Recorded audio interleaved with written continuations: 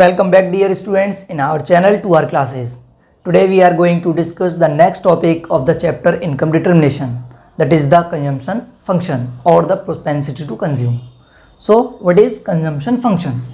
तो सबसे पहले consumption function क्या होता है ये जाने. So the consumption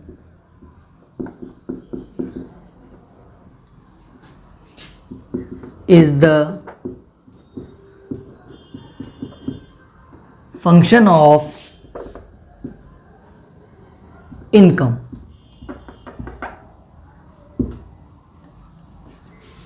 Consumption is the function of income, right? यानी कि कंजम्पशन जो होता है वो इनकम के साथ में फंक्शन करता है, यानी कि चेंज होता है. Consumption is the function of income, wise income. So when the income end of an economy increases, right, the consumption also increases with that. यानी कि जब किसी इकोनॉमी के अंदर इनकम बढ़ती है तो उसके साथ साथ कंजम्पशन भी बढ़ता है. आप इसे इंडिविजुअल लेवल पर भी देख सकते हैं. जैसे किसी पर्सन की इनकम बढ़ रही है तो उसके साथ साथ उसका कंजम्पशन भी बढ़ेगा, राइट. लेकिन साइकोलॉजिकल लॉ क्या कहता है? साइकोलॉजिकल लॉ कहता है कि whenever the income of an individual increases the consumption also increases but not equal to the income, right. यानी कि जितना इनकम में इंक्रीज हुआ है उतना इंक्रीज कंजम्पशन में नहीं होता है, राइट. ये साइकोलॉजिकल लॉ है. जैसे कोई पर्सन है और वो 20,000 रुपीज़ पर मंथ कमा रहा है और उसकी इनकम जो है 20,000 से 30,000 हो जाती है. इसका मतलब 10,000 रुपीज़ बढ़ गए, राइट. यानी कि 50% उसकी इनकम इंक्रीज हुई है. तो ऐसा नहीं है कि उसके जो 10,000 रुपीज़ बढ़े हैं वो 10,000 पूरे के पूरे खर्चे कर दे. वो उसमें से कुछ सेव भी करेगा. वो उसकी MPC पे डिपेंड करता है. अभी पढ़ेंगे उसको, मार्जिनल प्रोपेंसिटी टू कंज्यूम. तो जब इनकम बढ़ती है तो उसके साथ साथ कंजम्पशन भी बढ़ता है. तो इसका मतलब ये हुआ कि there is direct relation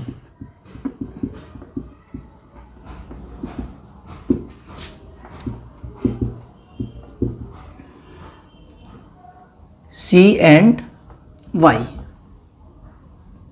right. So there is direct relationship between C and Y. C and Y का मतलब यह है कि इनकम, कंजम्पशन और इनकम के बीच में डायरेक्ट रिलेशन है. अगर इनकम बढ़ेगी तो कंजम्पशन बढ़ेगा और इनकम कम होगी तो कंजम्पशन कम होगा. तो ये है कंजम्पशन फंक्शन. यानी कंजम्पशन जो है इनकम के साथ में फंक्शन करता है, चेंज होता है, बदलता है, राइट. नाउ अब बात करेंगे इसके APC और MPC के बारे में. APC यानी कि average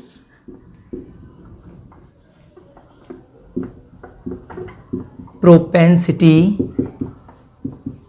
to consume. APC, average propensity to consume. तो APC क्या होती है? यानी कि APC is the ratio of consumption to the income. यानी कि APC को आप लिख सकते हैं in short, APC is equals to C upon Y. तो इसको आप लिख सकते हैं रेशियो ऑफ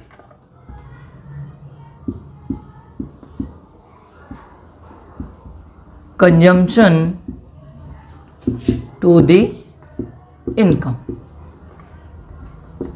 ठीक है, ratio of consumption to the income. तो यहां से हम एवरेज प्रोपेंसिटी टू कंज्यूम निकाल सकते हैं. ठीक है, कंजम्पशन कितना है हमारा और इनकम कितनी है, उससे हमारा एवरेज प्रोपेंसिटी टू कंज्यूम निकल आएगा. अब दूसरा आता है इसमें इसके, अच्छा, इसकी प्रॉपर्टीज़ क्या हैं. सबसे पहली अगर प्रॉपर्टी इसकी देखें हम, प्रॉपर्टी सबसे पहली तो यह है कि जो APC है वो कभी भी, मतलब ये है कि नेगेटिव नहीं हो सकता. Can never be negative. ठीक है, नेगेटिव नहीं हो सकता है कभी भी. APC नेगेटिव नहीं हो सकता है. यानी कि जैसे बताया था कि इनकम ज़ीरो भी होगी उसके बावजूद भी कुछ ना कुछ तो कंज्यूम कर ही रहा होगा बंदा, कोई भी हो पर्सन. तो नेगेटिव नहीं हो सकती है APC. दूसरी चीज़, APC can be greater than 1, right. APC जो है ग्रेटर देन 1 भी हो सकती है, यानी कि एक से ज़्यादा भी हो सकती है। एक से ज़्यादा होने का मतलब क्या है, जैसे मान लीजिए एक कब होगी, जब इनकम और कंजम्पशन दोनों बराबर होंगे, तभी तो 1 आएगा इसका आंसर।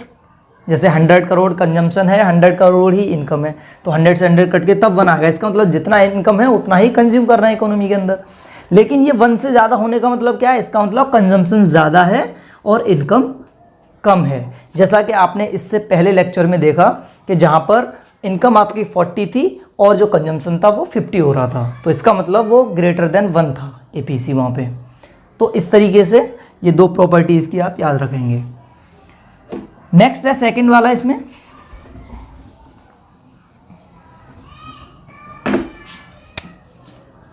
MPC, यह है मार्जिनल प्रोपेंसिटी टू कंज्यूम। ठीक है, marginal propensity to consume, MPC। Marginal propensity to consume क्या है, it is the ratio of change in the consumption to the change in the income, यानी कि कंजम्पशन में जो चेंज हो रहा है वो इनकम की वजह से हो रहा है, राइट। तो इनकम में जितना चेंज हो रहा है उसकी वजह से कंजम्पशन में कितना चेंज आ रहा है, उसको कहते हैं MPC। तो ये जहाँ पर भी मार्जिनल टर्म लग जाता है वहाँ पे चेंज की बात करते हैं आप हमेशा। तो APC लिखा था, इसी तरह से हम यहाँ MPC लिखेंगे। MPC is equals to change in, इसको हम पहले लिख देते हैं, change in consumption upon change in income. और इसको आप इन शॉर्ट लिख सकते हैं, चेंज का साइन ये ट्रायंगल टाइप का आप बनाएंगे, change in consumption to the change in income. इसको शॉर्ट में ऐसे लिखा जाता है। So it is the ratio of change in consumption to the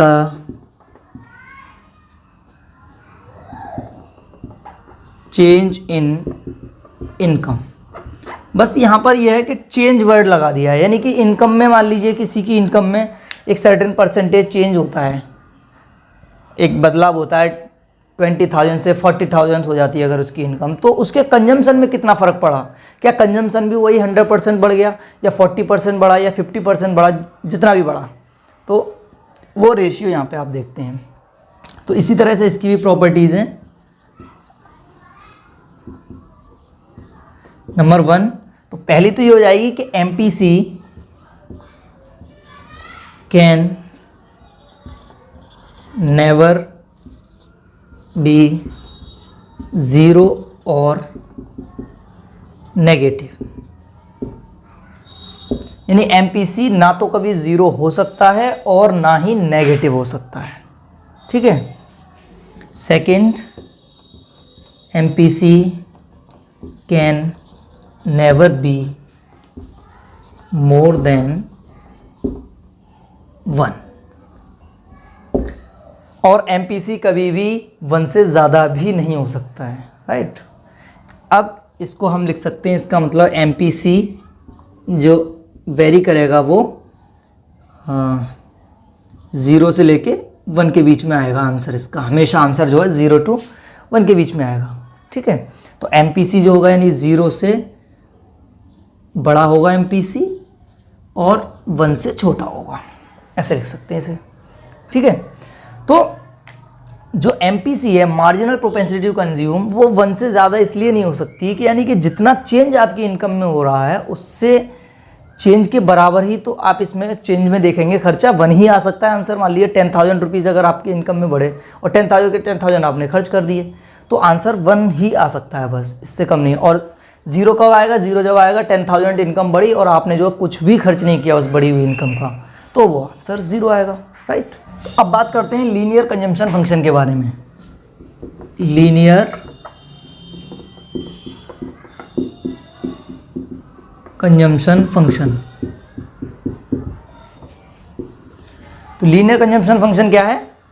consumption function is given on the assumption of marginal propensity to consume as constant, यानी कि marginal propensity to consume जो MPC आपने पढ़ी अभी, वो अगर कांस्टेंट है, उसके बेस पर अगर लीनियर कंजम्पशन फंक्शन दिया हुआ है तो उसे आप कहेंगे लीनियर कंजम्पशन फंक्शन।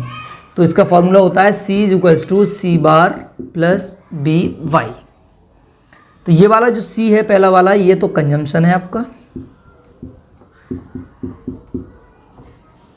ये C बार जो इसके ऊपर लगा हुआ है ये बार कहलाता है। इससे मतलब ये है कि ये कांस्टेंट है, इसलिए इसको कहते हैं autonomous consumption.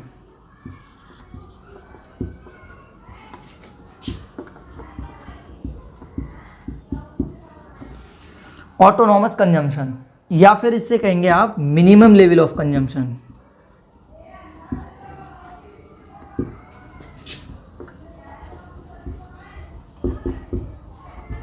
Right, autonomous consumption या मिनिमम लेवल ऑफ कंजम्पशन, यानी ये वो मिनिमम लेवल है कि इनकम आपकी कुछ भी हो, इनकम से कोई फंक्शन नहीं कर रहा है, ये इनकम कुछ भी हो लेकिन ये इतना कंजम्पशन आपका इकोनॉमी के अंदर रहेगा ही रहेगा। राइट, तो वो कहलाता है ऑटोनोमस कंजम्पशन कहें उसे, या मिनिमम लेवल ऑफ कंजम्पशन, कम से कम जो लेवल है। तो C बार और B यहाँ पर है MPC के बराबर, marginal propensity to consume, MPC जिसे कहते हैं आप। तो B का मतलब है MPC यहाँ पे, and Y = level of income.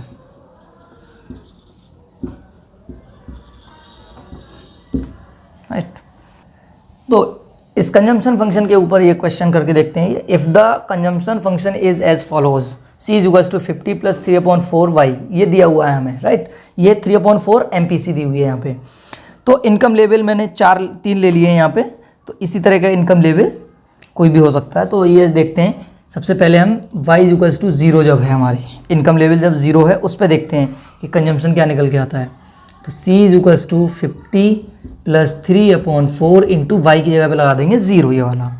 तो इसका मतलब ये क्या आ गया, C = 50 और ये पूरा का पूरा 0 हो गया तो 50 बचा। तो इसका मतलब कंजम्पशन जो है 50 आया, यानी कि ये ऑटोनोमस कंजम्पशन तो है ही ये वाला। जब 0 इनकम होगी तो ऑटोनोमस कंजम्पशन ही होगा इकोनॉमी के अंदर, वही आंसर आ रहा है। राइट, इसी तरह से दूसरा Y = अगर 40 हो, कुछ भी हो सकता है, ये 40 ले लिया मैंने एग्जांपल मान लीजिए। तो C = 50 + 3/4 इंटू 40, तो 4 से ये कट जाएगा 10 और 10 3 = 30, 50 + 30 = 80। अब जो इनकम लेवल है आपको, सॉरी कंजम्पशन है, वो आपका 80 हो जाएगा जब आपकी इनकम जो है इकोनॉमी में 40 होगी। इसी तरह से अगर इनकम 100 होगी तो Y = 100 है अगर, तो यहाँ पे जो है ये अगेन ये वाला जो लगाएंगे अपना कंजम्पशन फंक्शन दिया है जो 50 + 3/4 इंटू 100, 4 से ये 25, तो 50 + 25 3 = 75, तो 50 + 75 यानी 125। राइट, तो इस तरीके से आप इस पे जो क्वेश्चंस हैं वो सॉल्व कर सकते हैं। जिस तरीके से आपने कंजम्पशन फंक्शन पढ़ा है उसी तरीके से आप जो है सेविंग फंक्शन पढ़ेंगे और propensity to save. So saving is the function of income, it is also the function of income like the consumption. जैसे कंजम्पशन जो है इनकम के साथ में चेंज हो रहा था, उसी तरीके से सेविंग्स भी इनकम के साथ में चेंज होती हैं और इसमें डायरेक्ट रिलेशन होती है जिस तरीके से कंजम्पशन में है। तो saving is the function of income, यानी कि as the income in the economy increases the savings also increases, and as the income in the economy decreases savings also decreases. तो यानी कि डायरेक्ट प्रोपोर्शनेट रिलेशनशिप हो गई कि जैसे income बढ़ रही है तो सेविंग्स भी बढ़ेंगी इकोनॉमी में, और इनकम कम हो रही है तो सेविंग्स भी कम होंगी। तो इसी को कहते हैं हम जो है सेविंग फंक्शन या प्रोपेंसिटी टू सेव।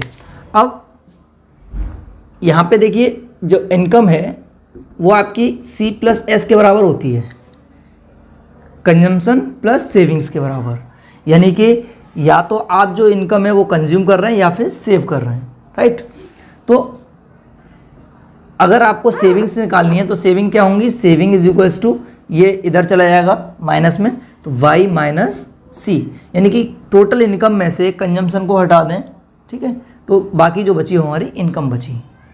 तो इससे लास्ट लेक्चर में आपने पढ़ा था कि सी जो है कंजम्पशन फंक्शन, उसका जो कंजम्पशन फंक्शन निकल के आया था वो आपने पढ़ा C is equals to C bar plus B Y, ये पढ़ा था consumption function. So substituting the value of C यानी consumption,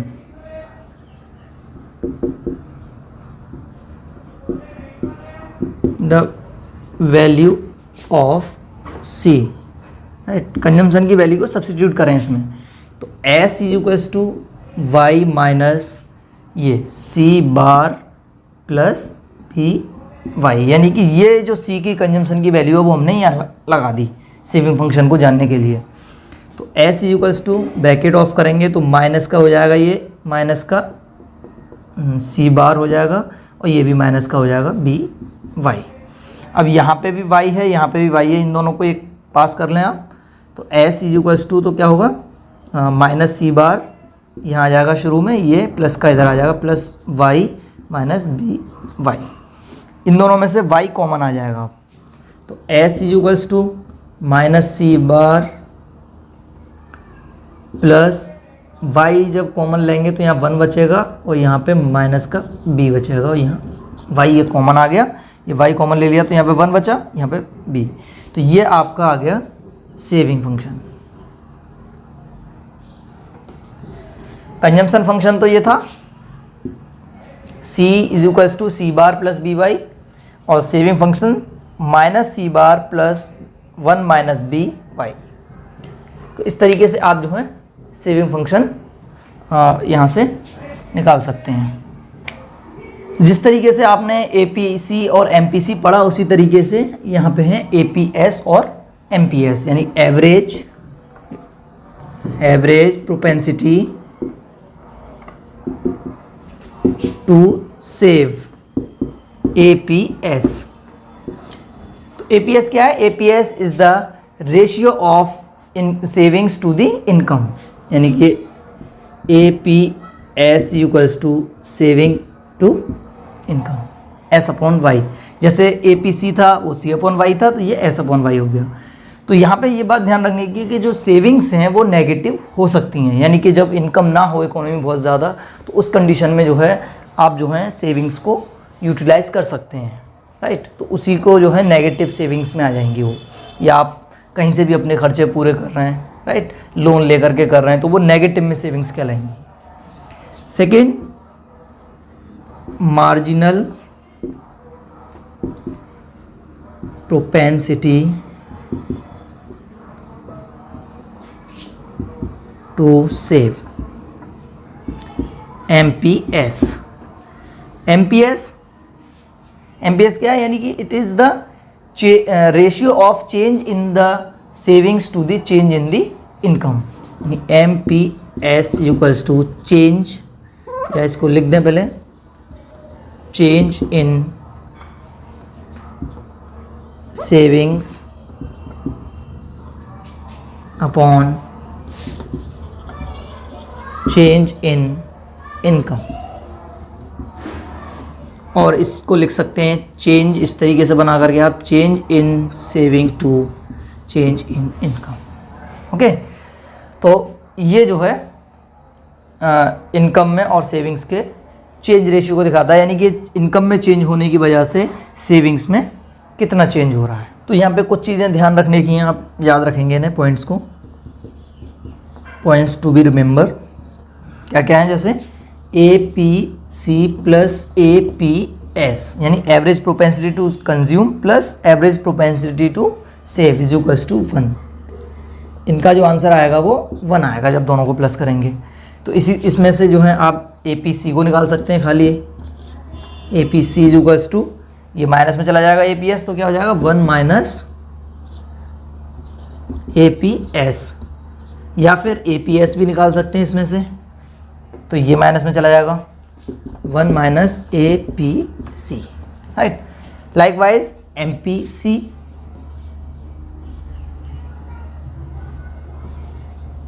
plus M P S equals to 1। ये भी 1 होता है, यानी मार्जिनल वाले एक जगह लेंगे आप, मार्जिनल प्रोपेंसिटी टू कंज्यूम और मार्जिनल प्रोपेंसिटी टू सेव, ये 1 के बराबर होंगे। इसी तरह से APC और APS 1 के बराबर होंगे। तो यहाँ भी निकाल सकते हैं आप, MPC इक्वल्स टू 1 माइनस, ये माइनस में चला जाएगा, MPS, और दूसरा MPS निकालेंगे तो इक्वल्स टू 1 माइनस MPC। तो ये लेक्चर जो है यहाँ पे कंप्लीट होता है। Thank you.